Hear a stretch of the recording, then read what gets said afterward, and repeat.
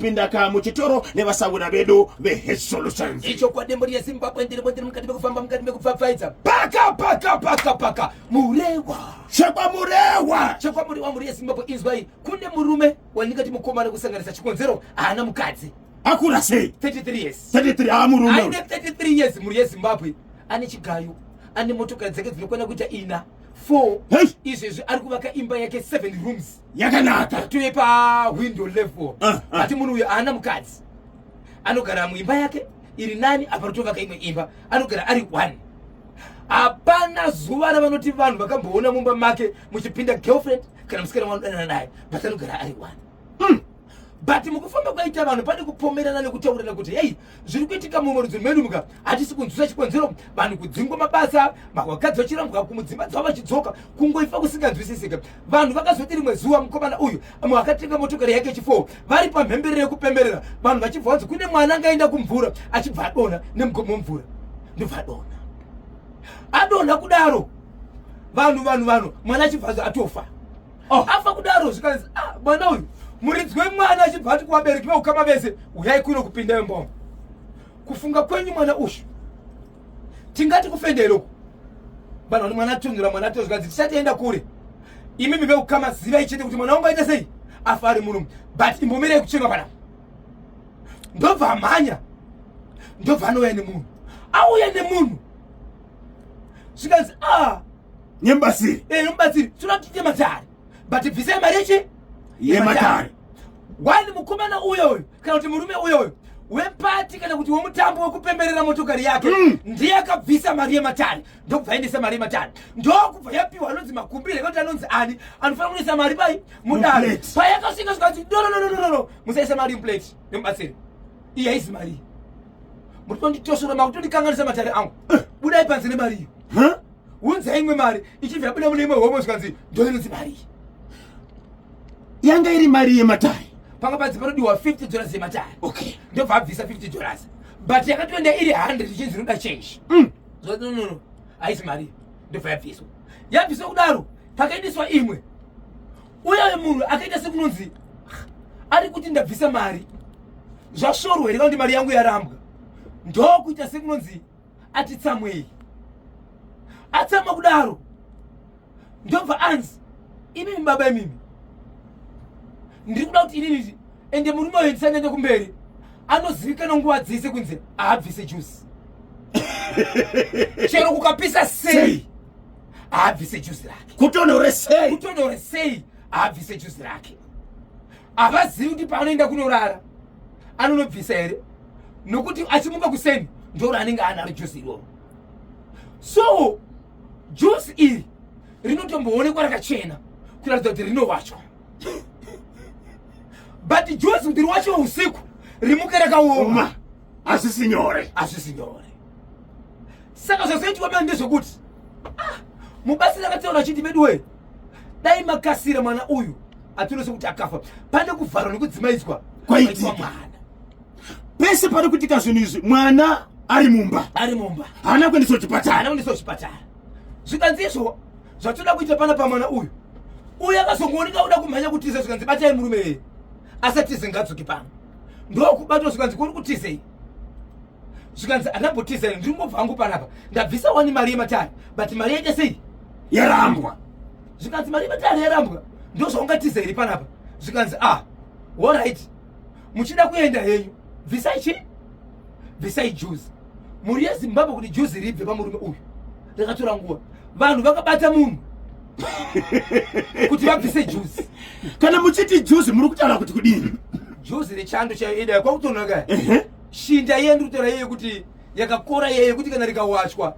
rinoda zuva rese kana kuti mangwana rizoiswa pawaya kuti kuende zuva rakawanda iriite sei riome ndio juzi yafika murume ndobva abviswa achinobviswa kanuka aine imwe hembe zvochokwadi mukati but mukatikati mehembe manga mune kahembe kanga karipo kanotoratidza kuti kaora nekupfekwa kansanza mupendero wehembe nepanojoina nahembe panenge pakasimba ndomoga manga masara makasimba kana kuti sekumusana uku kwakusorera chinhu but hembe yakatozooneka kuti hembe iyi ihembe yaakagoverwa parufu rumwe munhu atofane 2 years afa mufamily mavo. Saka iye akaigoverwa. Ndakutaura nevamwe rudzi vanoti magoverero akaitwa hembe ndiye Nengi, but Nengi uyu akafa uyu. Pakagoverwa hembe idzi, mukomana uyu paakatora hembe iyi haana kuita zvezvo kunzi Nengi ukwanengi ukuimbekwa Nengi tora izvo zvinogoverwa hembe aka. Kwanza akatosvika akatora choti iyi ndio idai achibvatora yanga iri hama yake muukama. Ndio matorero nemagoverero. Saka chirumo chepa nhaka yemunhu akafa, but matorero akachiita ndiye kutora ega akabvanza aiwa iye hama yake agara ngaite sei ngatore, nekuti vanhu hapana zvavaiziva.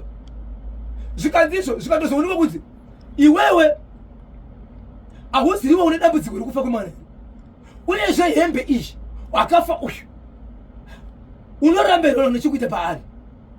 Nokuti maitiro wakaita mari panguva diki iyi, ane hembe wakapfeka ndiyo wangoda kushandisa. Izvo zvitara nguri kwatiri kuita, une nguva yekuti pa2 years dzega unofanira kuuraya. Nhasi mwana uye uyu ari kuteverwa nekutsindirwa pamusoro pekunzi akafa mukuru kunofa mudiki, uchipedza mudiki zvakare kunofanira kuya mukuru zvakare. Zvikanzi mwana nganonoka, mwana atofa. Ndio pakadzi nevamwe hatikwanisi kuticherere mwana asina kumboenda kuchipatara. Ndizvozvo kuti dhokotera vanoona mwana chibvatakura chivaendeso. Zvikanzi munotivigira munhu akafa kare, ndosakaita sei? Mwana akatofa kare uyu. Vakadzoka nemwana, mwana achibva avikwa. Vari panhamo nhasi, nezuro ndo pakadzorwa mwana ka. Vanhu vari panhamo ipapo, iye achibva aenda kumba, nekuti vanhu vaitya vachinzi munhu aisafanira kufamba ari ega. Hashati vanhu vari panapa, munhu anogona sei anogona kuuradzwa. Vamwe vachibva muti unogona kuenda kukumba uchidzoka parufu pane vamwe. Aenda kumba ndobva anomwa poison. Amwa poison akamwira mumba ndobva abuda panze. Vanhu vachibva kutoona munhu ari kudonha pasi, vanhu vachibva manya, vanhu vakanzwa poison kunhuhwa ndobva tapurwa, ndobva aendeswa muchipatara. Saka kune kwatiri kuita, mwana ari kuvigwa nhasi, iye avhaniswa muhospital kuchipatara. Zvikanzi nemubatsiri, mwana uyu hazvina kugumira ipapa, ane zvaanoita iye zvokuti vanhu vafe. Nguva inofa munhu achienda kunovigwa ndo paanoteya. Okay, panoita zvinhu zvake, ndo panoita zvinhu zvake. Saka izvezvi iye pachake mwana uyu ari kuenda kunovigwa iye asipo. Saka munhu iyeye achidzoka panapa akararama kana kusararama, nezvatoda kuita panapa andione upenyu hwake. Asi kana kuti ararame zvichakonzerwa nemi kuti aritsenge kuita zvinhu zvachona, because zvataita pamusoro pemwana uyu nokuti munhu yaazovigwa iye asipo. Iye pachake zvaaitiya zvezvo zvinouraya iye. Saka chigarai pasi veukama kuitira kuti murume uyu akadzoka kubva kuchipatara asina kufa nemushonga asafa. Veukama ndobva vaungana, zvikanzi toita sei, akaurayika. Zvikanzi nevamwe ngaite sei, regai munhu ararama. Iye pakataurwa nemubatsiri kuti iwe paukatora hembe iyi yange iri mukati yemufi, pakasvika chitora hembe paigova hembe, ichokwadi zvinzi hauna chokuita here nezvemufi. Akati kudini? Akatotora nyaya kutoti kwanzi inini mungatondiudza zvese, handina chimwe chani chataura, nokuti kana mati ndindauraya mwana hapana chani chaita, but matauriro nemabvomero aitooneka kuti munhu uyu hachisina zvekudavira. Ende paitori nevamwe vachitaura zvakawanda kuti kwatakaenda kwakati tikamubata, kwakaenda tikamubata. Vamwe vachitoshidzira kuti takatopa mushevedza kuti zvauri kuita hatisi kuzvida, uri kuita zvakati, kumwe kwashanjo ndakatokumbira ruregerero. Asi vanhu havana pakataura pakaungana sekuungana kwanga kaita vanhu ava, nokuti vamwe vachidzira nyaya yekuti izvo kutaura nemunhu muchimudza mashoko aya dzimwe dzenguva munogona kusungiswa muchidzi mapuma munhu kuroyi.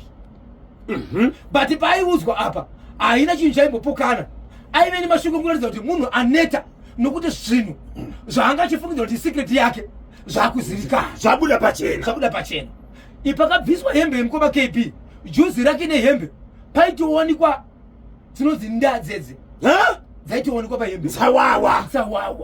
Baba Isabel, muri kuti hembe yakapiwa yakagoverwa yakatora ndiyo yanga yava nsanza mukati mejusi, shandiswa yange isingabviswe mukati. Ndobaidzi hauna here chokuita pamusoro pemunhu uyu ane hembe ishi.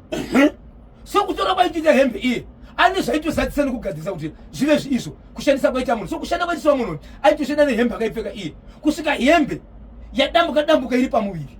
Saka juzi ndo raibatanidza hembe mukati. Veukama vaudzwa kuti murume uyu sezvo ari kuchipatara ada kukomita suicide anwa mushonga zvataviga mwana uyu pane zvichaitika vakati kudini ndo shoko ranamirira kunzwa mukoma vanhu vaipikisana vamwe vachitoshedzera kuti rekai afe kana asiwa nemushonga zvamuri kutaura nomubatsiri kana achifa ngafa vamwe vachitoshedzera chiti no guys hazvireve kuti munhu uyu haana chimwe chinhu chachazobatsira kumberi zvitoripo but ndokukoniwa ikoko but ngatitendei mwana kuti takasira kuona chi zvinhu izvi taigona kupera tese